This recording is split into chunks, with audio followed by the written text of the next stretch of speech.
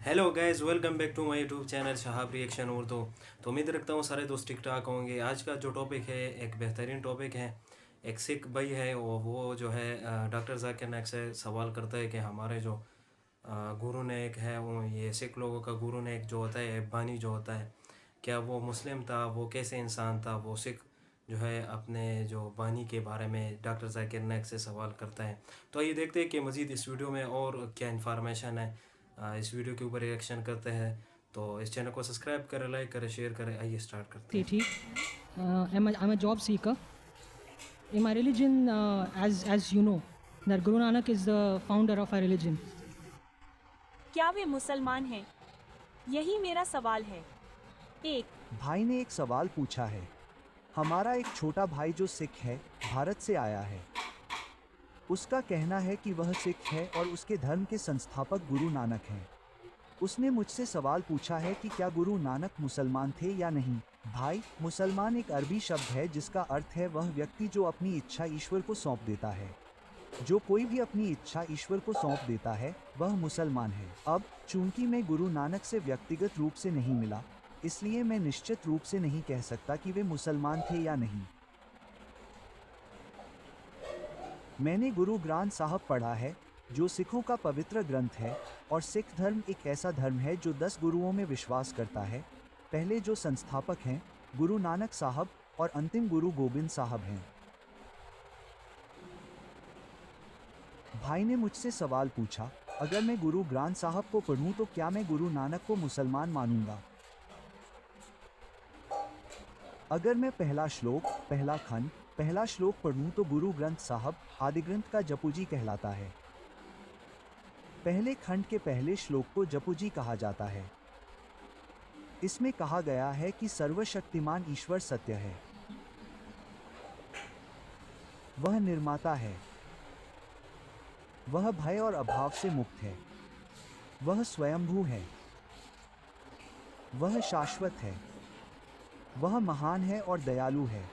अब इसके आधार पर यह कुछ हद तक कुरान की आयत के समान है। सूरह अलस अध्याय संख्या 112 आयत संख्या 1 से 4, जो कहता है, अल्लाह कहता है, अल्लाह एक और केवल।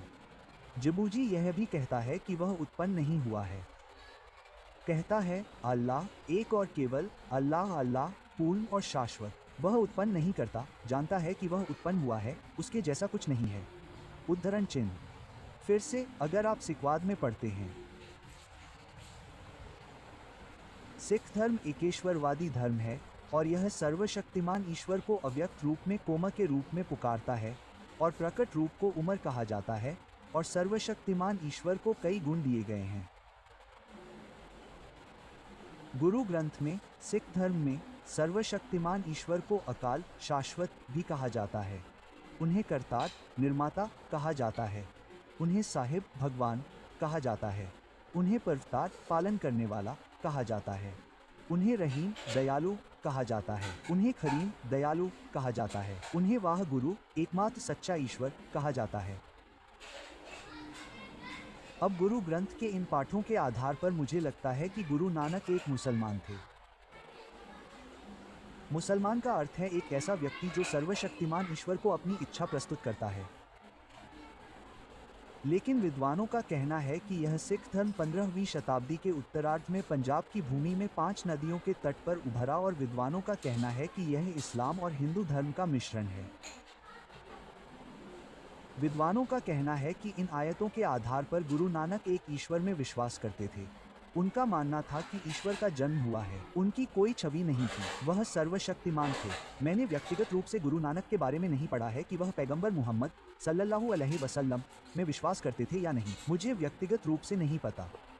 मैं उनसे व्यक्तिगत रूप से नहीं मिला हूँ, लेकिन इन शिक्षाओं के आधार पर ऐसा लगता है कि वह एक मुसलमान थे। ऐसा लगता है।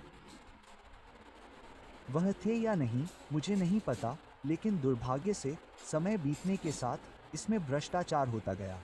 जैसे अगर आप मुझसे पूछें क्या ईसा मसीह मुसलमान थे, निस्संदेह ईसा मसीह सल्लल्लाहु अलैहि वसल्लम मुसलमान थे। क्यों? कुरान इमरान अध्याय संख्या 3 आयत संख्या 52 में कहता है कि ईसा मसीह मुसलमान थे। लेकिन कुरान में कहीं भी यह नहीं कहा गया है कि गुरु नानक मुसलमान होंगे। इसलिए अगर मैं बाइबल पढ़ूं, अगर मैं बाइबल की आयतें पढ़ूं, तो ईसा मसीह ने जो कहा है उससे यह साबित होता है कि वह मुसलमान थे। लेकिन बाइबल में और भी बातें जोड़ी गई हैं। बाइबल में ऐसी बातें हैं जो बेशक ईश्वर का वचन नहीं हो सकती। इसलिए मैं इसे ईसा मसीह, शांति उस पर हो, का नहीं मान सकता। लेकिन अगर मैं जांच करूं कि बाइबल क्या कहती है, तो क्या सही है?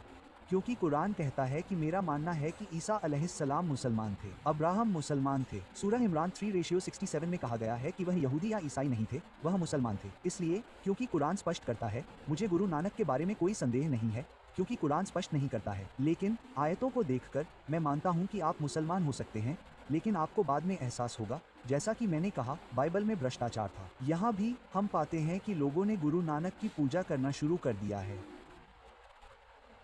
गुरु नाना ने यह नहीं कहा कि गुरुजी की पूजा करनी चाहिए। अगर आप सिख मंदिर जाते हैं तो उनके पास अन्य चीजें भी हैं जो विचलन हैं। इसलिए इन विचलनों के आधार पर मैं यह नहीं कह सकता कि वे मुसलमान हैं। लेकिन अपने धर्मग्रंथों की ओर लौटें। यदि आप अपने धर्मग्रंथों की ओर लौटते हैं और सर्वशक्तिमान ईश्वर में विश्वास करते हैं, जो अजन्मा है, जो एक है, जिसकी कोई छवि नहीं है, और केवल उसी की पूजा करते हैं, तो आप मूल धर्म इस्लाम में वापस आ जाएंगे। आशा है कि इससे आपके प्रश्न का उत्तर मिल जाएगा। तो जैसा आप लोगों ने देखा कि इस लड़के का सवाल था कि इन लोग का जो गुरु नेक होता है, एक बानी जो होता है, डॉक्टर जाकिर नाइक से ये पूछे कि वो मुसलमान थे या नहीं थे। तो जो डॉक्टर जाकिर नाइक ने उसकी किताब की हवाला दी कि उसमें मैंने पढ़ा है, मगर मैं ये नहीं कह सकता कि ये मुसलमान है या नहीं थे।